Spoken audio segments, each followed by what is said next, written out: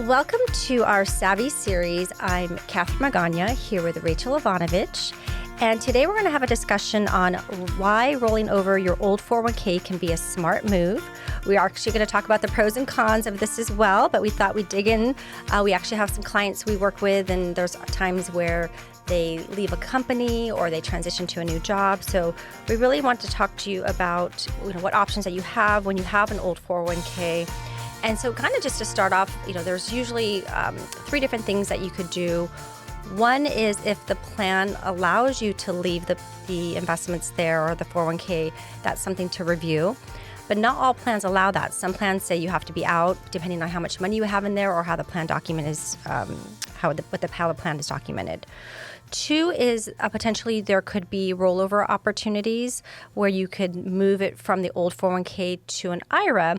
But when we do that, some things that come up occasionally is there a Roth IRA component, or potentially is there? That a lot. Yeah, we do see that a lot. It's like, you don't realize like a small allocation was in a Roth. Or before you do the rollover, there might be some other planning opportunities or things to consider. And then 3 is if you decide to take a distribution, which potentially can cause tax consequences. So obviously there's different scenarios. We usually look at all of those when we're working with our clients and looking at financial plans and retirement plans. But just want to make sure you know that there's a lot of different options. But today we're going to kind of share a little bit more about rolling over your old 401k to IRAs. So usually, what we find is some clients want to do that for multiple reasons. One is kind of from the financial planning and tax planning perspective. There's a lot of times we have clients come in and they have stuff everywhere. I mean, it's like exactly. They have like 3 or 4 old 401ks across various platforms. Yeah, and they don't even know what they have and where, and so. And that is actually a good point. Is oftentimes they go, "Oh yeah, I found another account I didn't even remember I had." Yeah, it's like, oh, okay. And so once again, there could be opportunities where you might want to consolidate, simplify, and make things a little more coordinated in cohesive. Yes. And so here, once again, and depending on what kind of 401k plans you have, once you put them together, then looking at, okay, how does this apply to my overall plan and strategy? So that really helps us kind of figure out, investment-wise, what's appropriate for you. And then, investment-wise, potentially in an IRA, there's a lot more investment options potentially that you have access to. We see a lot of target funds. We do in 401k plans. Which to do nothing, obviously to have a target fund is better than doing nothing. However, I think understanding what a target fund is and how it's invested, because when you actually go in and look underneath it, there's a lot of times you don't realize the allocation's a lot different than perhaps you would have done on your own. I think a lot of clients that we've seen actually don't even know how their 401k is invested. Yeah. Something was actually just selected for them, maybe. And some plans have that where they default. So if you didn't pick something, it gets defaulted. And sometimes it gets defaulted to company stock or to money market. And so you definitely want to check that out. So there is let's just run down a little checklist of things to think about when you leave your job, of planning opportunities, because there are a lot of planning opportunities that you will have if you're leaving your job. And before you just jump and say, okay, make the choice, either I'm going to leave it there or I'm going to roll it over. Correct. There's some things to think about. So for instance, if you just mentioned company stock, if you have company stock in your 401k, there's some planning opportunities there that we'll jump into in just a moment. But then the other one is there's something called a backdoor Roth. And before you jump in and do the rollover, you might want to do some planning and say, does that apply to me? Can I do a backdoor Roth or not? So that's something we're going to jump into in a minute as well. And then when you leave the job, maybe you'll have a low income year. And so that's important because obviously if your income changed in that year, then there could be some planning opportunities. Yep. So before you do any sort of rollovers or to make any moves, definitely let's do some planning. And then if you are Medicare age, there's some thresholds that you might exceed. So you want to make sure that you're looking at, okay, how much is my income before you do any rollovers? And that's the 4th planning opportunity. And the reason for rollovers are because if you move it to an IRA and then you decide to do a conversion, then that can bump up your income. That can bump up your income. And then all of a sudden you're paying a little thing called Medicare surcharge, which is actually a tax. But like you said, I think it really makes sense to consider all your options. Do you leave it in the plan? Do you roll it over? Do you take money out? Do you simplify? Do you consolidate? What makes the most sense for you? But everybody is different. Everybody's situation is unique. And so for those that do decide to do the rollover, obviously, once again, we look at it from a financial planning, retirement planning perspective with everything. Yes. So we want to look at the goals, the time horizon, Risk the tolerance. risk. Yeah, what's the risk and what's the purpose? Is there...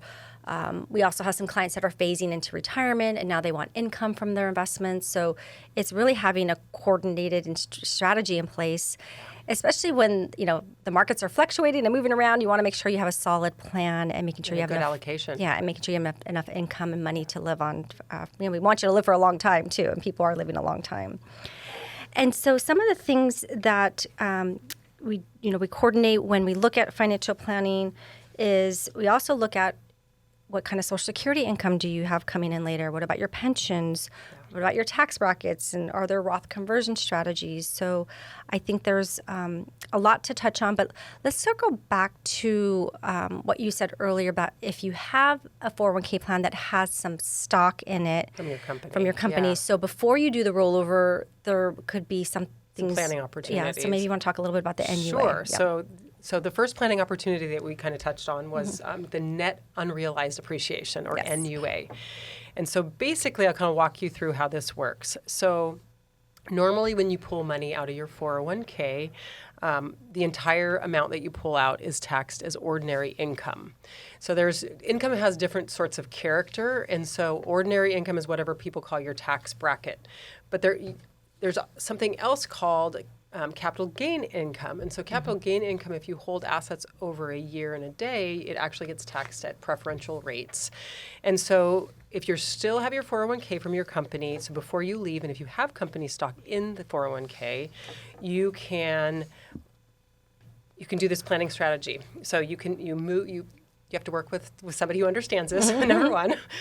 So then you move out of the account just the company stock portion first. And then you pay ordinary income tax on the cost basis. So whatever you paid to buy that stock, you pay tax on that at ordinary income rates. Whatever the gains on it, when you sell the stock later, you actually can pay the lower long-term capital gain rates. So maybe it makes sense for us to do an example, just to make it simple. Sure. So let's just say you have a company, you have company stock in your plan that you bought for $50,000, but right now it's worth $400,000. So without that net unrealized appreciation that we do, if that money comes out of that IRA, the full $400,000 would be taxed at whatever your tax bracket is. But with the NUA strategy, if you do this, the $50,000 that you originally paid for the company's stock is taxed at ordinary income, and then when the shares are distributed later, you pay long-term capital gain rates at $350,000. So there's a substantial tax savings there, but you want to make sure that you're taking advantage of this before you do a rollover and you do the planning in advance. And then the other thing you touched on, which comes up pretty often, especially those that are kind of mid-60s or going to be 65 or they're going to phase into retirement. And we talked about the IRMA, which is the income-related monthly adjustment and amount. Yes. It's a mouthful. Yes. Yeah. And so that comes up pretty frequent. And we actually had a conversation with a client yesterday, and they want to retire in a few years. And when they retire, they're saying they're worried that they're going to go back and look at their income for the last 2 years. And so we were sharing that there is a way that you can submit a waiver. So on the Social Security Administration website, there is an actual form that you can download. It's the SSA 44. And basically, if you have a life event where it bumps your income much higher or lower, you can file this waiver because, as you mentioned, Catherine, the IRMA, or the Income-Related Monthly Adjustment Amount, which is a surcharge to your Medicare premiums, there's a look-back window of 2 years. And so if you had a big income spike in 1 year, but then all of a sudden, let's say you retire or you get married or you get divorced or a spouse passes away and your income dramatically changes, you can submit this waiver and Social Security Administration will consider granting you a reduction in your Medicare premiums. So don't worry, but it comes up pretty. I mean, it comes up a lot, and you actually can file this form online. You can print it out and fill it out just so that you have it ready, and then you can could fax it in, but who has a fax anymore? Right.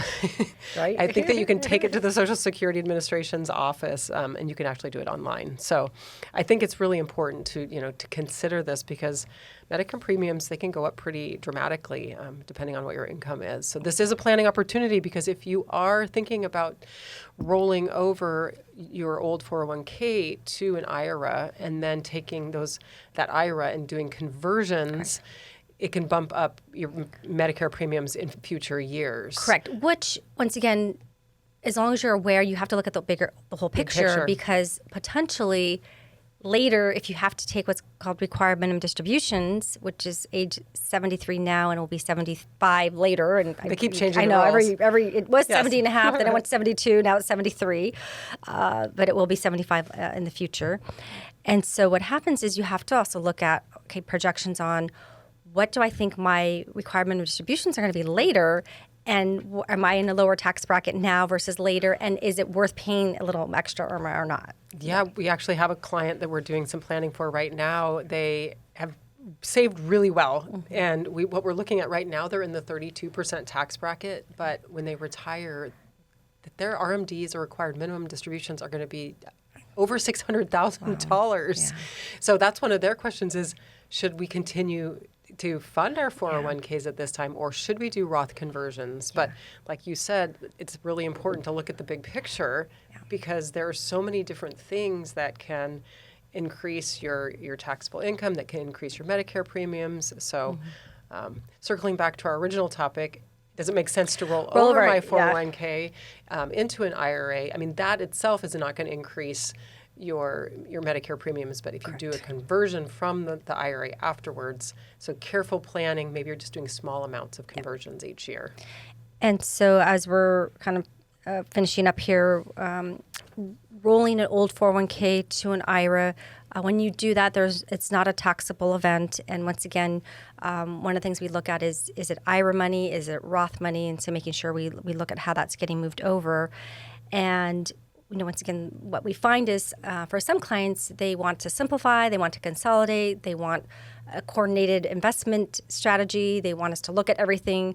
So for some clients, it does make sense. For some, once again, we have to look at, should we do other things before we do the rollover, or does it make sense to leave it there? So that's something we definitely will review. We look at all different options. Yeah, and I think one of the things that you brought up briefly that we didn't actually go into is the low income year if you are between jobs. Yeah. And so that presents a planning opportunity if it's the right situation for you. Okay, maybe this is the year to do the conversion versus, but what I also find is if you are in between jobs, maybe you don't have the money to pay the taxes on the conversion. Yeah.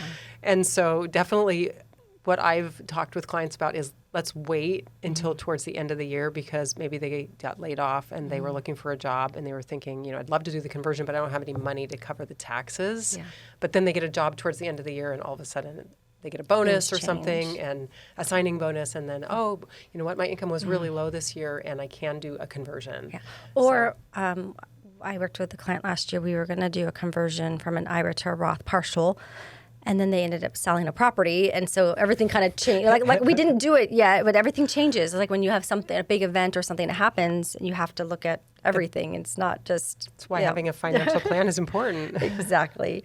So we covered a lot of ground today. Once again, we are here to be a resource and provide you some guidance, and we're happy to have a conversation with you.